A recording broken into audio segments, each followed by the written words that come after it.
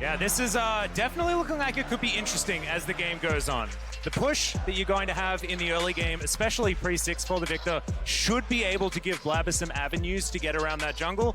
But I'm worried, like you guys are talking about when it comes to that late game. Jinx Azir is something that we from the LCK know a lot about, thanks to a lot of players really defaulting to both of those picks. We've seen them used early game and late game in a lot of those compositions. But EDG, it just looks so standard, comfortable, front to back, it just does its job. The thing is, that's exactly how it looked yesterday for EDG coming out of draft. Solid across the board, not a lot of weaknesses, the scaling was there, and that's why, you know, a lot of C9 fans in the crowd, I feel good for them going against EDG because EDG struggled against teams that were looking to push the pace in the early game. That's why I felt like teams like Top Esports and JDG were able to get the better of them.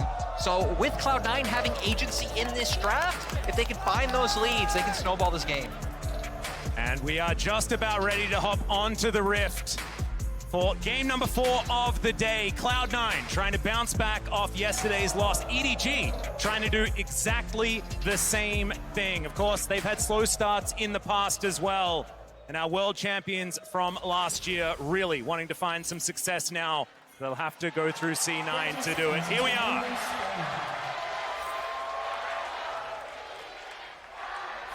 And looking at the early game, I mentioned earlier, I would love to see some attention paid to Fudge. I think that looking at the rest of the map, it can be quite hard, especially as long as summoners are still up to get a good angle on either Viper or Meiko or on Scout. So trying to get Flandre behind, trying to make sure that Fudge actually is able to leverage the matchup, unlike yesterday where I don't even think it was Fudge's Fiora's play specifically, it was more how the team played around it and how they kept opting in the team fights with a Fiora, and they weren't really in a position to get anything out of that. Yeah, and especially, it's just because both drafts do look pretty slow in the early game, right? That, for me, it's a lot about setting Fudge up and then transition that is Meiko. Yeah, Hook already connecting here. Just sending a message more than anything else here for Meiko. Not going to go over that wall, don't think. Which, probably for the best. Yeah, I'd say so.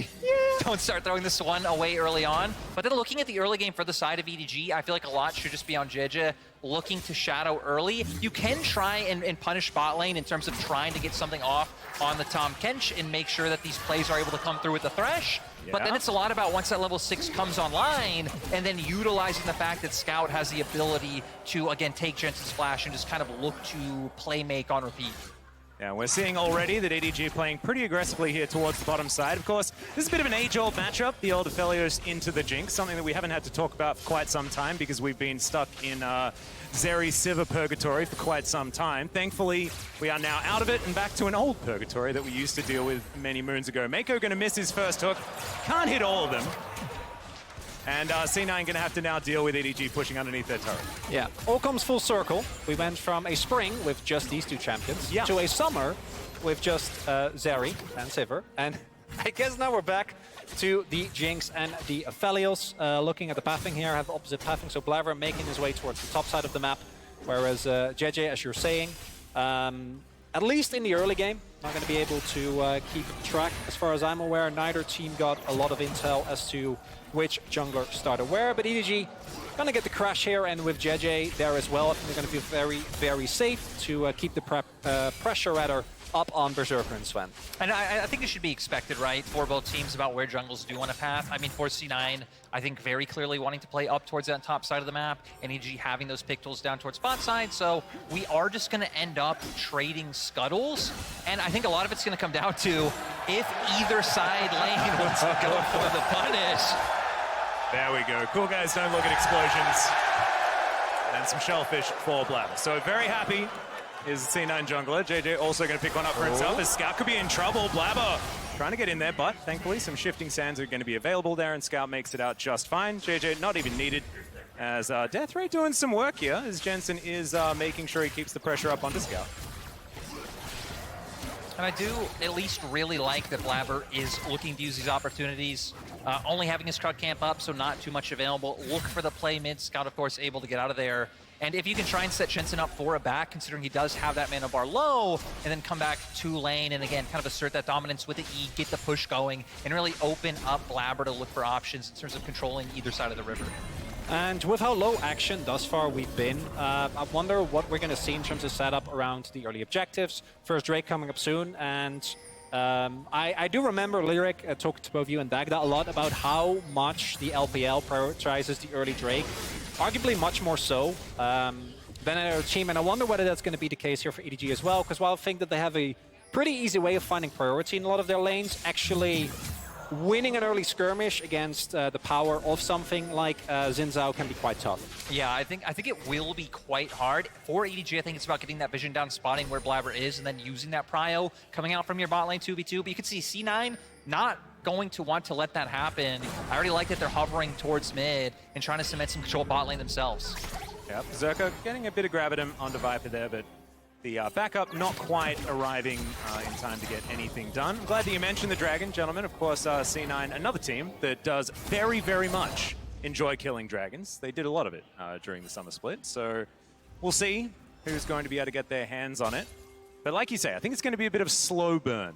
And when it comes to late game, I think it's a really interesting discussion because Fiora exists in this game, and she is always a late game win condition. I find it so difficult to talk about scaling when she exists.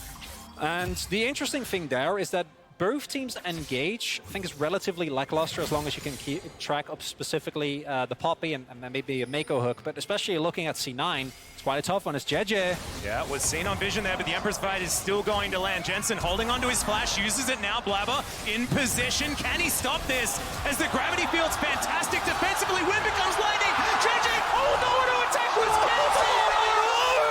Could be in trouble, but Jensen is likely to do it out first. There is first blood to the EDG mid laner, and Meiko has made his way up, waste no time. Instant flash, and that's a double. And it almost was there for the side of Cloud9. Jensen able to escape, but sadly Blaber not able to finish off the kill. Scout able to go for the turnaround, and great 2-0 start for EDG. And we talk about this being... It starts slow, and all of a sudden, what looks like initially, I think, quite a nice setup here with Jensen getting shoved back. He stays alive for a really long time. Jiejie crucially doesn't find the wall, and then Blaber comes in, and you're thinking, he's done it. Yeah, it looks like he had it. W does connect, and then not able to go through in the end because of the ward going down. Scout the whole time, though, was just hammering away on Jensen. Flandre making his way down. You could see in the mid lane, even Meiko had the roam over because they had pushed, and they commit so much to get this kill coming through. I like that Flandre did hold on to his flash, though, so we'll be able to keep up with that one. And again, now EDG in such a great spot. When we were hitting on earlier, one of the plays you have available with the Azir once you get post 6 is what we saw them do, right? Go for the Empress Divide, throw Jensen in. Jensen now not having flash up. Scout still holds on to his, and now already making his way to a lost chapter. This game has all of a sudden become a lot more difficult for Cloud9. However, this Dragon should be going their way. Cloud9 with the Cloud Drake, very fitting. And that will be taken down. Success. So, next one going to be an Infernal. I would hazard a guess that we're going to get Hextech as the final soul. Anyone who agreed with me with the fact that Cloud Drake will be killed the most here at Worlds, I apologize wholeheartedly for suggesting it. Oh yeah, I fell for that one. Hextech is destroying right now. It was very, very difficult to deal with. I think because Flowers did the same thing, and he had great logic that either it is and he is right, therefore he wins, or it is not, but I'll pause. Yeah, there is a fight. There is going to be an Empress Divide in the mid lane, actually. Oh, I love that! Scout picks up his third. Oh man, EDG off to the races and then some. And this is exactly what we're talking about with that Viktor into Azir matchup. They know Jensen's flash is down, so every single time, Scout just shoves in the wave, says, hey, guys, free kill, and they take down the Viktor. I also love the move from Flandre because I think Flandre looks his best when you're just able to push the wave and kind of have an uninteractive laning phase and look to supplement his team. Okay. Flandre, great team player. We saw there able to make his way towards the mid lane. So hey, if he isn't locked in that 1v1 with Fudge, things are looking good. And I mean, I joke because we have some players like that in the LCK as well that like to skip lane, but it's the, I think, map play that EDG is showing here and finding early proactive leads for a team that I think by default is expected to do exceptionally well once we get to the later stage of the game, especially with this draft, is looking a bit rough for C9. I also find it very strange that we don't see that more often. The use of the Emperor's Divide and then the heroic charge to do that Albus Nox Luna, as I like to call it, as they did many, many years ago with the Anivia Wall. It's a throwback. It does the same thing, but just not using that opportunity. Blaber trying to go for Flandre here, who's still sitting on Flash. Umbral Dash also there as well, as they do have vision on the Xin Zhao as he clears out that ward. And C9 just going to clear up this top wave. It looks like they're out of the woods for now. Yeah, Blaber trying to find the opportunity, but I mean, with the amount of control that EDG have, it just feels so hard. You see a good amount of vision in River right now, and for C9, it feels like you kind of have to just end up giving up this Herald and playing for some of those first items to come out. We already hit on a win condition for C9. Could be something like once we get Gale Force on Berserker, playmaking potentials there. We know once Fudge gets his Mythic as well, he'll be doing incredibly well in this top lane matchup. Yeah, EDG not having to invest anything bot side in order to get their Rift Herald, so everything working out very, very nicely. Being able to just have 3 people take away the Rift Herald, utilizing all of this tempo that they have. Emperor's Divide, there it is one more time, and we get it again! Jiejie's just having a great time here as, oh, Blaber comes in! Will punish, picks up the shutdown as well as Meiko's here. So not going to be able to get a next... Oh, Zven! That, but there is a Lantern, takes the ride to get out.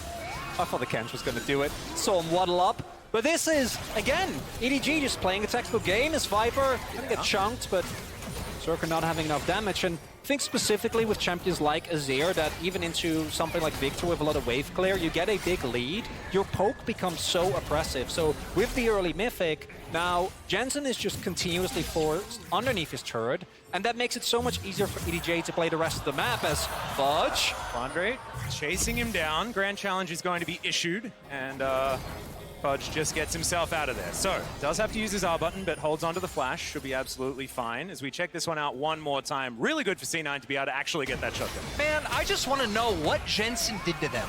Like, the fact that they keep finding the repeat play feels so bad. Blaber, though, throws out the W, then follows up with the flash to be able to connect, is able to get the kill across. But, I mean, EDG in such a dominant position, and interestingly enough, it not coming from their bot lane. Yesterday, they weren't able to leverage that strength going against T1, and then once again today, opting into scaling and playing more through their top side. I'm a glass half full kind of guy. At least with that shutdown going to Blaber, the gold is not looking too bad. I thought it was under 1,000? I thought it was going to be worse. They have the Drake lead as well. There's an angle there. Objectives are extraordinarily important. I agree with you, New York. I reckon C9's definitely still in with a decent shot. They just have to contend with Scout here in this mid lane, who is very, very powerful as this is here. Also now picking up some plates for himself. And so it's only going to go from bad to worse as far as that particular matchup is concerned. Yeah, and for EDG, just to say to the game right now in general, it feels like the biggest difference is just the amount of vision control EDG should be able to keep up. But Blaber, gonna look for an opportunity mid. Wrapping around already. No flash on Scout, but shifting sands is going to mean that C9 don't really have an avenue to get onto Scout right now. Flandre also roaming down as per usual, getting into position. I just love how much Flandre is out on the map, right? Every single time he moves over, and that means that at the very least C9 needs to respond. Either Blaber needs to delay his clear a little bit, needs to make sure that he keeps Jensen covered, because even with the flash now still available, it takes one shuffle from Scout to get rid of that, and then you can get 2 or 3 more ganks in, like we've seen in the last couple of minutes, and it becomes very, very tough for C9 to kind of keep that mid lane alive. Yeah, and I'm just so happy that Flandre, I can just go back to what I knew of Flandre, like, what, 5 years ago when I was an LPL caster, because it's just, he's exactly the same. Just plays for the rest of his team, did that on Snake as well, and now seems to be continuing. Am I right, Lyric? I don't know. I mean, he just has been such a great team player all year long, and even like what he's doing, right? Even when he's not making his way down to mid, if he's playing off in Fog of War, it opens up to where EDG can start making these plays. C9 are constantly guessing, hey, where's the Aatrox gonna be? And it prevents them from really being able to force their way into either mid or towards the spot side, because they're always scared that they're gonna be at a numbers disadvantage. Well, we are Abyssal diving forward. The hook is going to be there to greet him, but Meiko now going to back away. Moonlight Vigil comes down. Berserker getting some damage in. Severum at the ready. Sven has to flash out, but does manage to do so. Emperor's Divide slides in, and Scout picks up his 5th of the game. Viper now getting a kill for for himself, and EDG with all the kills on their late game carries. And it was said earlier on the desk, oh, that's not what you want to see.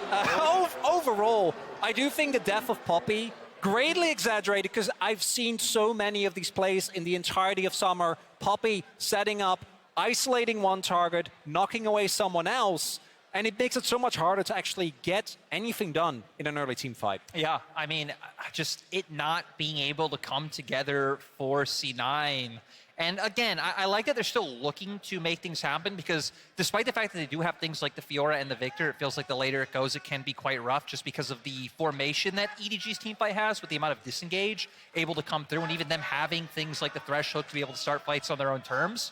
But, I mean, it feels like at this point, there's just too much control of mid. Too much control of mid coming out from EDG. Absolutely, and also in that last moment, the fact that now Viper getting himself a kill, getting himself to a position where this Jinx is going to be online a little bit earlier. Just to let you know, guys, we will be keeping you updated as much as possible as to what happened as far as this pause. Right now, I will divulge, I have absolutely no idea what happened in order to start this pause off, but if we do find anything out, believe me, you will find out as soon as possible. I think, is it a Thresh thing? Because, you know, the last pause we had, there was a Thresh involved. Do we blame Thresh entirely for this whole situation? I actually find it very interesting that every region has their own memes surrounding pauses. Oh, yeah. Because we feel like the LCK pause. Obviously, we are like, yeah, that's classic. I actually feel like this is making us feel more at home. Well, it is. Oh, yeah, for sure. Oh, I'm feeling very comfortable right now. Look, I gotta say, we actually don't have a pause meme in the LPL. Okay. But I'm happy to get to feel like one of the boys. Aww. You already wore. Look at your fantastic hair. Because on the other end, obviously, we have the Fnatic pause, I think, which is also very notorious. And if I'm not mistaken, I remember Vulcan tweeting about pauses to a great extent as well. So I guess every region besides the LPL, but it's okay, Jordan. Right now, you're a part of our desk. Yeah, it's okay. We can teach you the way of the pause. It's absolutely fine. We, in fact, made an entire video for our... We did. Not our last finals, but the finals before, just in case there was a pause. There wasn't actually a pause, which was very unfortunate because we did have this video prepared. I learned how to say pause in Dutch because we were told that we should probably do that. You did a good job. Thank you very much. You're welcome. You're very good at the Dutch accent. I wonder why. I wonder why. Fascinating. But we still haven't figured out why this pause exists right now. Normally, I peer over to see, you know, who's getting the attention, but I can't actually see it from here. I was going to say, it's a little bit unfortunate. It's tough. I'm not getting any intel from my angle, and I think I have the best view of the stage. So we'll just, you know, as we do. Normally in the LCK, the conversation would have completely derailed, but fortunately, I was kind of expecting, you know, Pokemon or... You're here to keep us honest. I don't really know where you guys go these days. Yeah, I think it's a little bit different when it's the World's broadcast. We want to make sure that we keep it as serious as possible. Yes. Just like our serious matching haircuts that we have right here on the desk right now. But as far as this game goes, I think that it's probably good that C9 get a little bit of a mental reset here. And even though they can't discuss any strategy for the game or anything like that, being able to take a bit of a mental step back and then trying to make the most of what is a pretty uncomfortable situation, even though we're still within touching distance gold-wise, it's just looking at sort of the state of the game that can be the problem. And going back to the game for a little bit, even though as we often joke in the LCK, we don't always. What I want to highlight here for C9 is that if they are playing from a large deficit, combat mechanics are hard to find. Ideally, you'd look at like a really big engage angle or a wombo combo or something of the sorts, but engaging onto the EDG comp is a nightmare. There is Poppy with her W, with her ultimate. There is Scout, who we've already seen, is very happy to scoop whomever comes near him. And then the Thresh adds so much layer of defense. Really tough to get anything done. Yeah, there is a lot of disengage. But gentlemen, I'm going to have to stop you there because while we continue investigating this pause, we'll be heading over to the State Farm analyst desk to break down what we have of this game so far.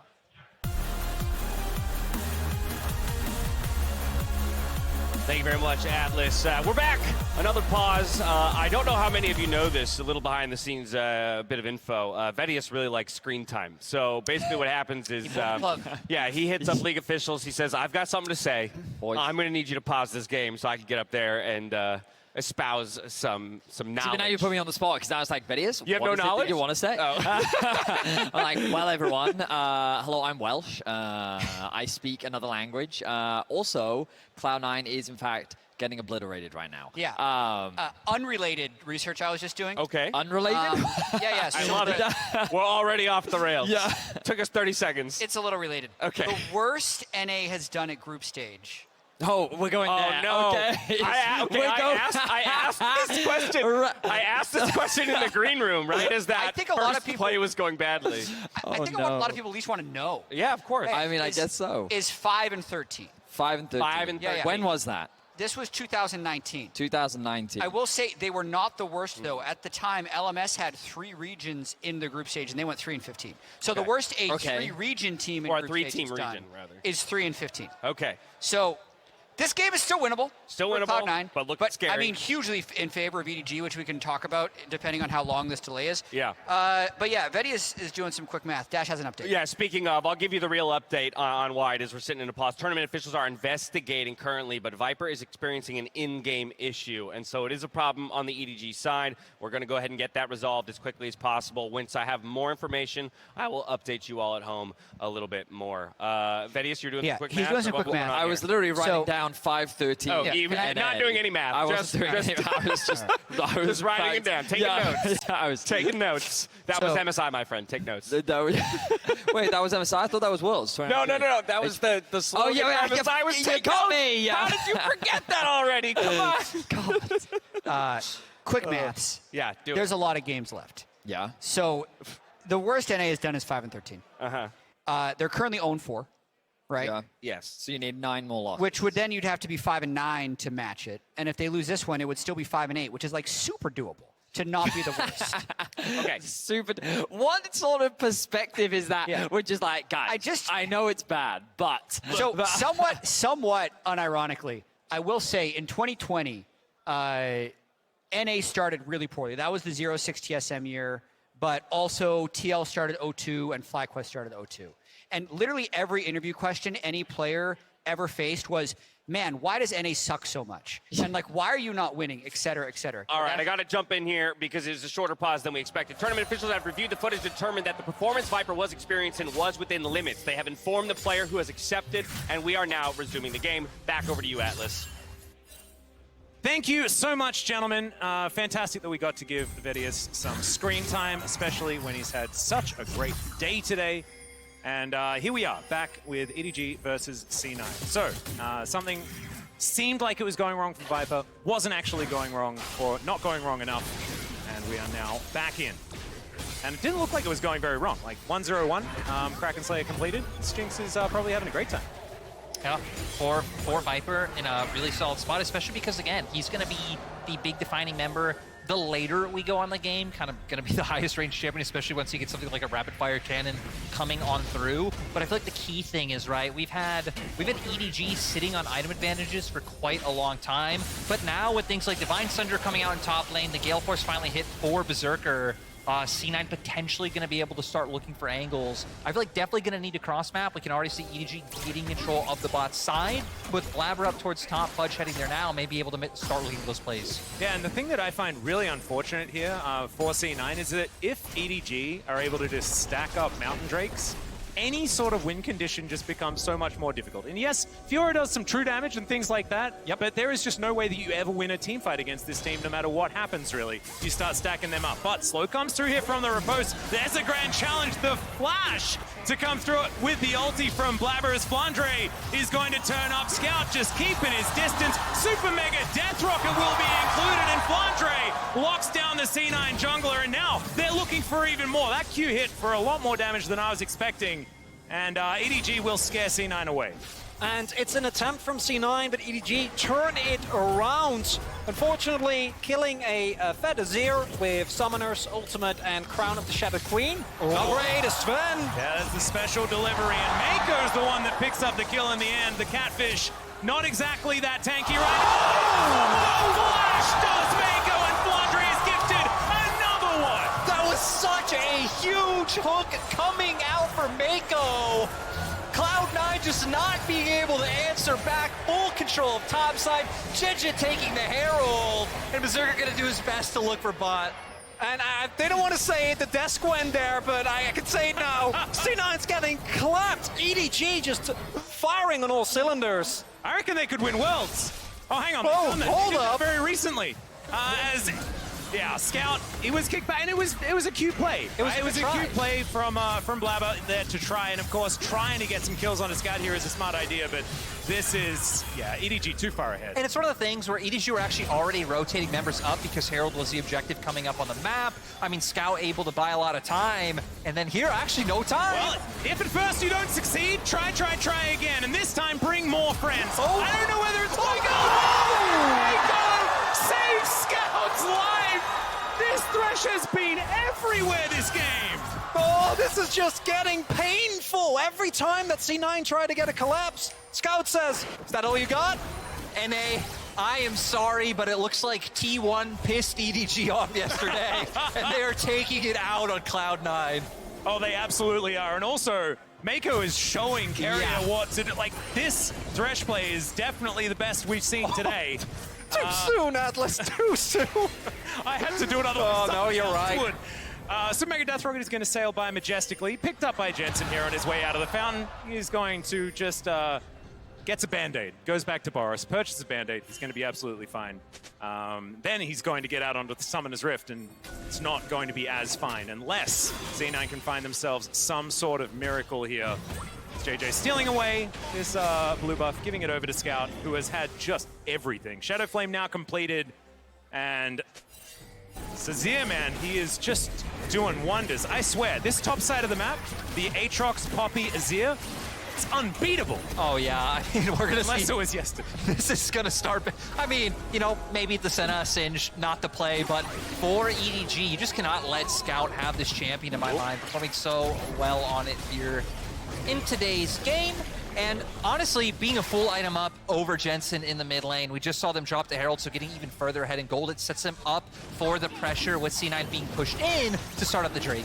And as far as Dragons go, if it wasn't hard enough for C9, with Fudge being very far behind, their composition having a really tough time in general playing against the extreme range that is available from EDG, and them having a relative lack of hard engage, they're also stacking Mountain Dragons.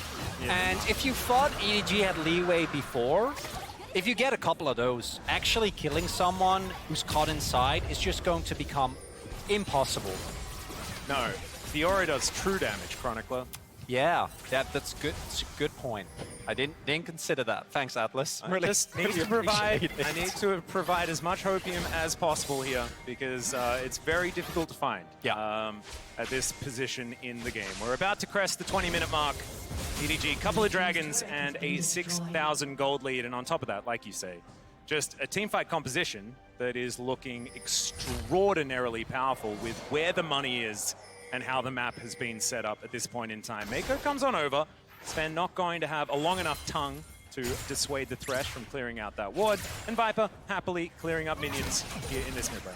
And I actually really like the way that EDG are playing this, right? Scout being on the Azir is very safe to push outsides, keep Viper in mid, and then kind of have Jiejie and Meiko as this two-man core roaming back and forth, making sure if C9 do look for picks on side is kind of the only option even potentially available, that you have them there to shadow and match, and then make it so like every other play we've seen, right, goes in EDG's favor, but also giving Viper some safety in mid lane. And Flandre now, having the death stance, I mean, you guys already hit on things like the Mountain Dragons already starting to come out. Feels like he's just going to have the better time in the 1v1 against Fudge.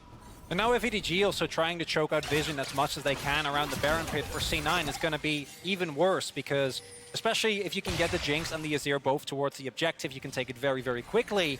And for C9, you have two choices. Either try to walk through fog into an EDG, which seems like kind of a disaster. And even if you do get there, is Jiejie going to have his ult? Are you actually going to be able to find an angle in as it's found?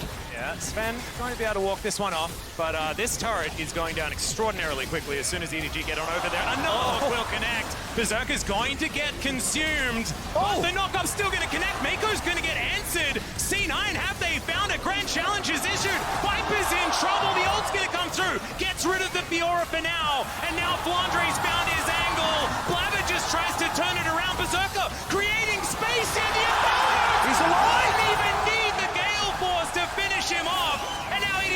the warrant run. I have no idea how C9 managed to find that. EDG slightly overstepped. The knockup comes out from Zven. Fudge able to make his way into the fight. And then honestly, Flandre kind of going in by himself, kind of misjudging how much damage he'd be able to get onto Berserker. And crucially, at the beginning of that, Flandre was making his way over. He felt good. Look at him. He's getting a free turret inside. And initially, it looks like Meiko, he is just looking.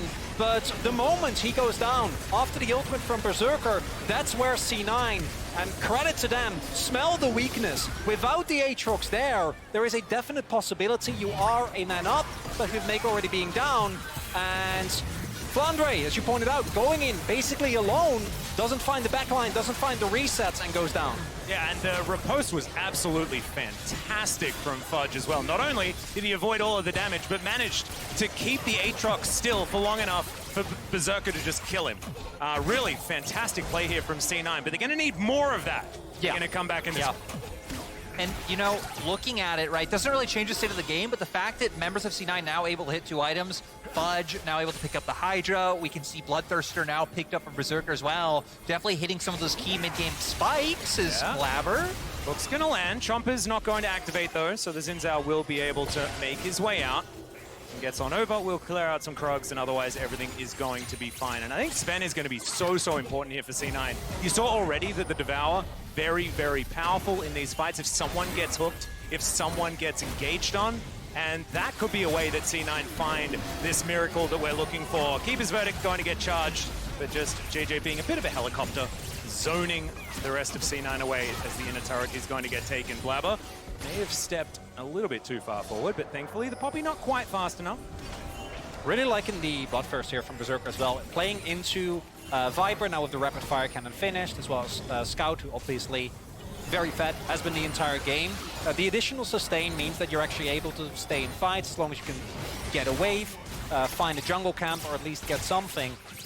And that might give C9 another angle. I do think that as more dragons are going to start coming through, opportunities like they just had are going to be so much harder to find. Exactly, and I do feel like EDG are going to need to be a bit tempered, because if they keep looking for those pick potential themselves, right, Meiko going in for the hook, Scout dashing in, trying to find the Emperor's Divide under C9's turrets in like their comfort zone, it's going to set up opportunities for C9 to find those picks. But if EDG just play for things like the neutrals, it's so hard for C9 to walk into the comp that EDG have. And with the control that EDG have of the map as well, it isn't really an opportunity for C9 to go for a steal. As Blaber, he's just going to walk it. Yeah. EDG, a little spread thin. Apparently if you just walk up to the pit, that's how you manage to steal it, as Riposte is still going to be able to find a bit of a stun there as another ult's going to get channeled, but Jiejie is going to cancel it, and now the rest of EDG will join. So, EDG looking to lock down Salt Point. Hook is going to connect, but there's another Devour for Zven. All right, the Poppy's going to be able to take down the Drake, but can they win the teamfight is the question this time. Flandre once again going to get stunned up. The Hook will connect, and it's going to be Fudge punished this time around. And honestly, it looked a bit dicey for EDG, like they didn't expect C9 to contest, but still EDG able to make the turnaround. Meiko once again finds the hook, and it looks like Baron's on the cards for Edward Gaming. All they needed was Scout's teleports, and yeah, initially, as you pointed out, Atlas, Blaber just walks up and is like, what's going on? Are we gonna, where is everybody? Am I gonna get this dragon? But response from EDG is immediate. And now Blaber does have Smite, does have Flash, but no, not happening. Keeper's Verdict is going to evict the Xin Zhao. That means yet another Smite is very, very comfortable here for the Poppy. Going to be able to secure it. Secret Agent Poppy to secure both of them, one after the other. Let's check out this fight one more time. This hook, just amazing from Meiko. Yeah, great from Meiko. Forces out the ultimate to come from Zven, but C9 feeling desperate, look for the engage. A fair amount of damage actually done by Jensen and Berserker at first with the burst, but this hook on Meiko, Riposte was already down, and just allows for the pick on Fudge to come through. Yeah, picking the juke yet again. Pulls off what I like to call the bunny foo-foo in the top lane for that first one. That is a callback to 2014. I'm not allowed to do that, I don't think, but he did make a play very, very similar. And then being able to do it one more time, picking the juke against Fudge there around that Dragon Pit. Certainly Meiko having a fantastic game here on this Thresh. And it's nice to see because even though I think Meiko was actually one of the supports who could function in the Enchanter meta, still looks so much better when he is on these engaged champions with the setup, with how decisive he is in finding these opportunities. And the mechanics today have just been on point. He's just looking incredible, and I'd say, barring that one mistake where they got a little bit over-enthusiastic, EDG as a whole has just looked a very, very far distance removed away from C9, who, again, went for a draft. I think it was better than yesterday. There were a little bit more opportunities, but with how the early game went, none of them came to fruition. And they're on the verge of going down 0-2 here. We're going to need to see a really big adaptation, because otherwise, I think they might keep running into the same trouble. Yeah, and ever since that slight overextension, you've noticed the complete change in the play from EDG. It's like they found the line, and they're like, all right, we don't step over that one again. And we just... We respect it. Yeah, very calmly and collectedly cross some I's and dot some T's. Hook's going to connect, yet again, denied by the Devour. But that is a long cooldown that now won't be available. Also, not going to be able to get any value out of the huge shield you pick up from that one, as well as Scout just happily chilling inside C9's base right here. And EDG just looking to knock this one down. C9 don't seem to have any sort of answer at this stage. And oh man, these rockets are really starting to do some work. Viper, I feel like it's too early for the Jinx to really be online right now, but he is starting to do a whole lot of damage. Now, those autos are going to come through sidesteps on the riposte. Super Mega Death Rocket will be exactly that. He gets excited, but the Crescent Guard's pretty good there from Blaber, just not quite eventuating to too much. Jensen picks up that one kill. There's the Emperor's Divide to just sweep up Berserker.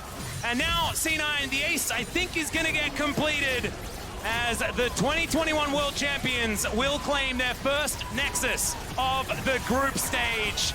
C9 denied this time around, but man, EDG just looking dominant this game. Great bounce back from their loss yesterday. Looks like they came in with a plan. Punish mid lane over and over and over. And, you know, it just keeps going with how much they were putting into the mid lane. And then they just never let go of the control that they found. And when the Viktor was locked in, we mentioned it, maybe they'll go for that. Well, they did. What was it, 4, 5 times in a row? Yeah. Some of them, Jensen was able to stay alive, but most of the times just didn't quite work out. Meiko looking a bit awkward on how to...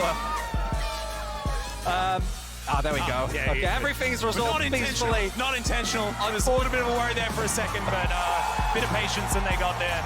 EDG take a well-deserved bow after an absolutely amazing performance, especially that gentleman standing in the middle. Whoa. Scout just dominant, and also the great escapes all game long. Man, this is what you expect from